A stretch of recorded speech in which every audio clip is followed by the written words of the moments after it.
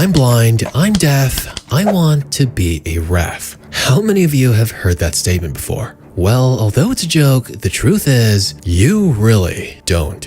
Because football is a game that favors the best goal scorers and the most creative midfielders. They're the ones that get all the spotlight and love from the fans. Defenders and goalkeepers, on the other hand, yeah, they get their fair share of appreciation as well, but rarely ever on the same level. For managers as well, unless you're one of the very best or are currently in amazing form, you'll often find a lot less love from the fans. But referees, on the other hand, well, not only are they never appreciated, they're almost always hated by just about every side. Fans will blame them for just about anything. Players always test them and rarely ever show respect. But mostly, you'll never be remembered for doing a good job, only for the mistakes you make. However, there was one, a guy who would almost always make the right choice and rarely ever make mistakes. A man who had no bias or favorites on the pitch, because he had no alliances to any club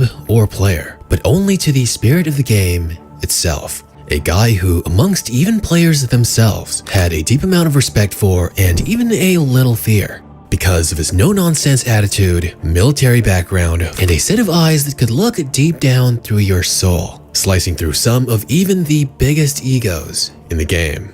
His name was Pierluigi Collina, and he is easily the most legendary, iconic, and feared referee of all time. And we're gonna look at his insane life that eventually built the foundation for his iconic legacy.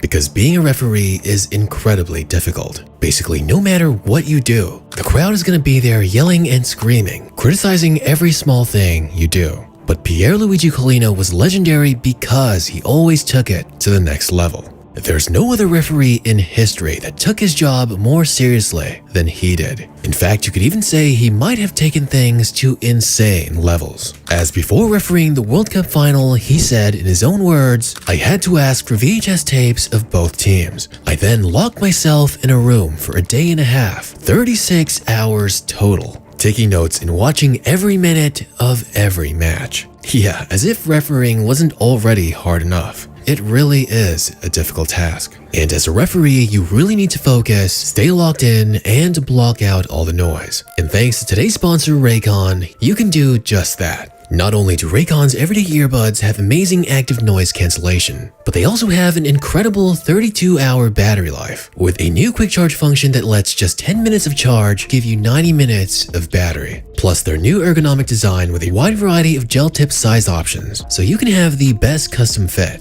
And of course, beautifully crisp sound quality. Raycon's earbuds honestly just look incredible. Plus, they're sweat resistant, so I love using them for activities like going to the gym or exercising. Their protective case design is just stunning and supports wireless charging as well. And you get all these amazing features with Raycon in a wide variety of colors at a very affordable price. It's time to save big for Black Friday. So go to buyraycon.com/Raymar today and get up to 30% off site-wide. That's right, you'll get up to 30% off everything on Raycon's website when you go to buyraycon.com/Raymar. Thanks to Raycon for sponsoring this video. But anyways, you might be wondering just how does one actually become a referee, let alone one as iconic as Pierluigi Collina? Well, as you might imagine, many referees themselves have never really actually dreamed about becoming a referee. And for Collina, the same thing was true. As a child, he always wanted to become a star athlete. And surprisingly enough, he initially wanted to be a basketballer, not a footballer.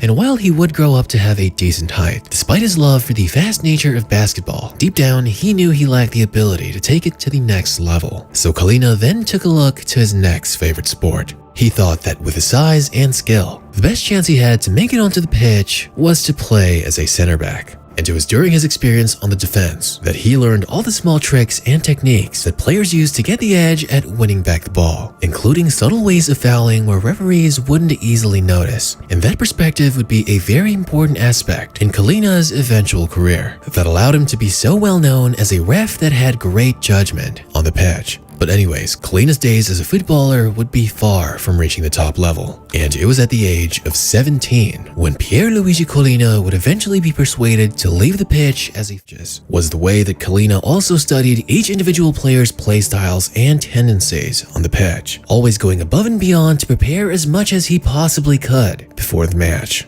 Collina believed that a referee at the bare minimum should understand the way that players act, study the context of specific squads, managers, and even formations, and analyze how each factor could affect the interactions on the pitch. He also believed it was especially important to take a deeper dive into the personalities of players, trying to see which ones were more likely to cause problems like diving, unnecessary fouling, time wasting, and even trash talking. In trying to get all that information back then, when statistics and other data weren't nearly as available as they are today, really shows how Collina went above and beyond to do his job as best as he possibly could. Heck, relatively speaking, I don't even feel like most referees of this modern era put in nearly as much effort as he did.